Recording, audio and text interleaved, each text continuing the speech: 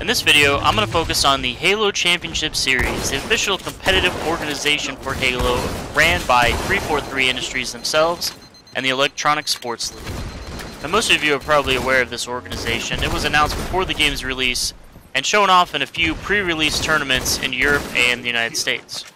If you're unaware of the Halo Championship Series, but you've played the Master Chief Collection, you've probably seen the playlist highlighted above, the second from the top, labeled Halo Championship Series. This playlist exclusively features the game types used in all Halo Championship Series tournaments online and in person. My first video was created before the Halo Championship Series game types were released for people to practice. So in that video, I just focused on general gameplay tips and tricks. But going forward, the rest of my videos will only focus on the Halo Championship Series game type variants and map variants, and how they differ from default Halo 2 Anniversary, and any other changes or unique things introduced in each version of the game types. Now, at the time of recording this video, some changes have already been made to the game types, such as modifying the Warlock spawns, which they've already then redacted for UGC St. Louis, as well as introducing the Oddball game type. These changes, including the introduction of the Oddball game type, will not be featured in this video, but will in a future video. As a side note, if you're interested in competing in Halo Championship Series tournaments from the comfort of your home for Halo Championship Series points, which seed you for actual events, as well as for real cash prizes, then check out the ESL Gaming website I've displayed above. I will include a link in the description below and on this video. Now for some actual content. The first things I'm going to go over are the differences between the default variants of the maps built into the Master Chief Collection and the Halo Championship Series variants played in the Halo Championship Series playlist, as well as online and in-person tournaments. First thing I'm going to go over is the difference in the beginning spawns on Lockdown. What you're seeing here is the default spawns. You can see red team spawns on the closed ramp back BR and allows them to immediately shoot sniper down to top middle and gives them almost immediate access to it and definitely keeps it out of the hands of blue team. And if you've ever played this map on blue team, you know you spawn bottom blue and you basically get nothing off the start. Red team can shoot sniper to them, they can drop down and grab sword. Blue team gets shotgun, but that's not going to help them very much at the beginning. Now here are the Halo Championship Series spawns. Red team spawns in library, not in a position to immediately shoot the sniper.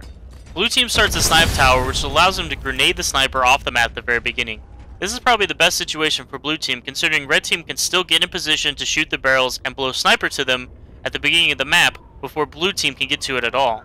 Blowing the sniper off the map makes sure neither team has an advantage when trying to set up map control at the beginning of the match. Next, I'm going to show how the explosive barrels, or the power cores as they're called, have been set to not respawn in Halo Championship Series game types, which is akin to classic Halo 2. You can see that on the default Lockdown map, they're set up to respawn after 180 seconds, or 3 minutes. On the HCS variant of Lockdown, they're set to respawn never.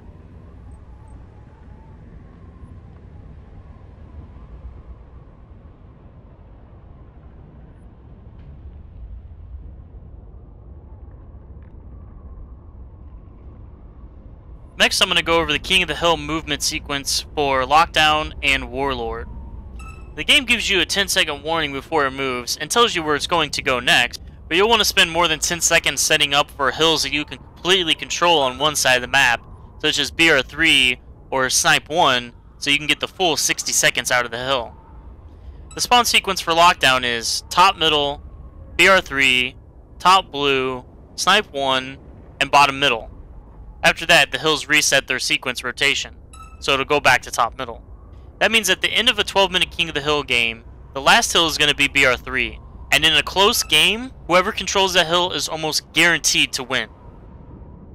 For Warlord King of the hills go top middle, red platform, blue platform, yellow needler, and green needler, and then reset. If you're ever looking to see the hill order for yourself in Forge, you'll want to look at the spawn sequence number, which is under the Advanced tab when you go to Object Properties. With this hill rotation, that means red platform is going to be the last hill in a 12-minute King of the Hill game type, meaning you'll want to make sure you control that base when it gets to the last 60 seconds of the game. And if you didn't know, hills last 60 seconds, which means there's going to be 12 hills in a 12-minute game type. Now, one interesting thing in the HCS King of the Hill game type that's different from when, say, King of the Hill was played in Halo 3 on the MLG Pro circuit is that you can jump up and down in the hill and still be completely in the hill and get all the time. There is a ceiling to where if you go over this, you will get out of the hill and no longer gain time, but it's quite high, and unless you're jumping off of something, you'll still remain in the hill. You have the hill. You have the hill. You have the hill. The same applies for Warlord, but the ceiling is set low enough so that if the hill is in the Needlers, you cannot capture it from the platform above it. You can also not capture any of the hills from below. Now, one King of the Hill trick unique to Warlord are the slanted ledges on the shotgun spawn jump-ups attached to the platforms. You can see that being at the bottom of the slant will allow you to capture the hill from the highest point possible. Whether or not this could be useful in an actual game is up for you to decide. Maybe a player with camo could sit here and he would be able to control the hill and be impervious to almost all grenades. Next, some Warlord assault tips. You can toss the bomb in the lift in case you need to get it up into the enemy's team base, but you don't want to risk exposing yourself by going up the lift as well. Next is a unique thing with all objective items on all the maps. You basically can't grab them unless you're standing on the same plane that the item is on. One thing different about the bomb in Halo 2 Anniversary versus Halo 2 Classic is that grenades and bullets can move the bomb around. In Classic Halo 2, only the oddball could be affected by grenades, bullets, or melees, and the bomb and the flag could never be moved without picking it up. And just like with King of the Hill, you can jump up and down in the bomb arm circle and still arm the bomb for the most part. You can see that there is a ceiling, but if you're on the same plane as the hill while jumping up and down, the bomb will still arm. And if you didn't know, the HCS version of Assault uses sticky arming just like Halo 2 Classic Assault did. This means if no one's holding the bomb, and it doesn't even matter whether or not it's in the bomb arm circle, it will still keep its level of arm status.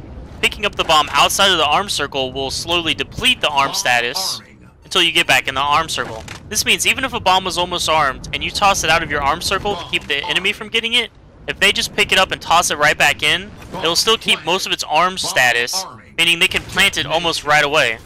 Instead of immediately tossing the bomb out, you'll want to hold on to it for a second or two to deplete the arm status all the way. Even though Warlord has all these openings around the map, there's invisible walls blocking all of them, so you cannot actually throw the bomb or flag or anything out of them to play it. There is one spot on Green Base though with the broken part of the ruins that you can toss the bomb or the flag up to. As you can see, this almost instantly resets the bomb and could be useful in the oddball game type. Next up, some Shrine specific tips. Now if you never noticed, Shrine has a waterfall and a little creek running through the map. And if you didn't know, Halo 2 Anniversary has real water physics, and you can toss items, including the bomb, in the water and it will float downstream.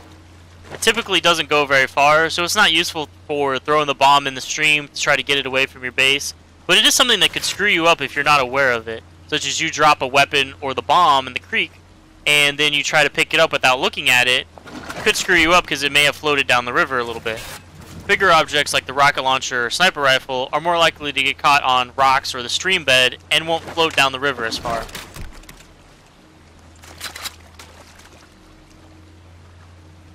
One recent change to the HCS game types is that they recently removed Assault on Shrine, because as you can see here, Blue Base has the advantage where you can throw it off either to the left on the rocks or to the right under turret.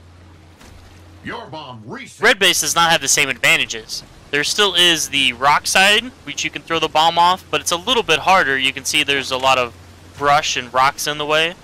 And on turret side, there's a big rock wall that keeps you from throwing the bomb anywhere. But I discovered this one spot in the rock wall on Red Base where you can toss the bomb and you can't knock it down and you can't grab it either. This won't reset the bomb immediately, but after the bomb timer of 30 seconds runs out, it'll reset back to the middle of the map. It's not difficult to throw the bomb up here, especially with a little bit of practice. And this could be troublesome, especially if they decide to block off the turret side on Blue Base so you can't throw the bomb off anywhere around there, but you can still do this little trick. As long as the bomb is wedged into these rocks here and sort of clipping through the wall, you cannot get the bomb down at all until it resets.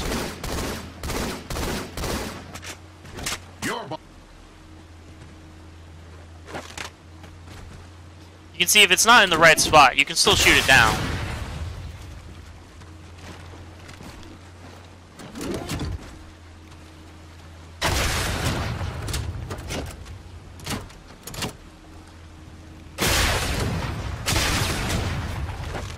Next up is some Warlord Seats, and just like the bomb, you can throw the flag into the lift. if you need to get it up into your base, but don't want to risk going up the lift with it.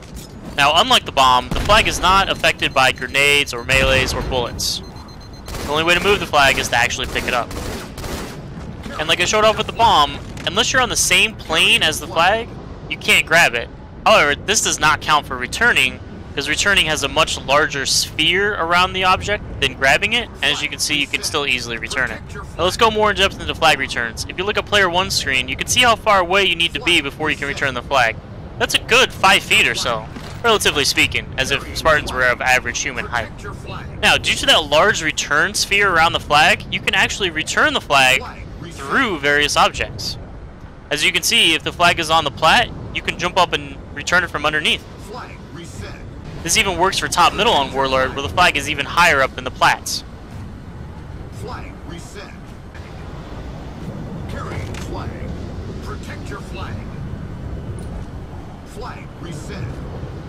You can return the flag through other walls as well, such as the flag barriers, the walls around the lifts on top of each base, carrying flag.